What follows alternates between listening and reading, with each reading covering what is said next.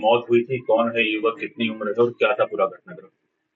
ये परसों रात को, आधी रात को करीब 12 बजे एक परिवार आया रिपोर्ट लिखाने कि उसकी नाबालिग बच्ची जो काफी कम उम्र की है, उसको एक लड़का वहीं पास में रहने वाला जो संभवतः लेके गया है, उसके रिपोर्ट पर अपहरण की रिपोर्ट दर्ज की गई थी।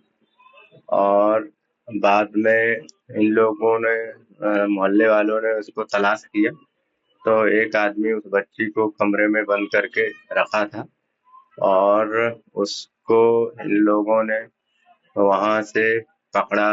और काफी लोग वहां पे इकट्ठे हो गए, उनने मारपीट किया और फिर उसको पकड़ के थाने लाए। घायल था जिसे इलाज के लिए भेजा गया। क्या नाम था और उम्र कितनी उसका नाम है अपहरण करने वाले का विष्णु, पिता दीनू।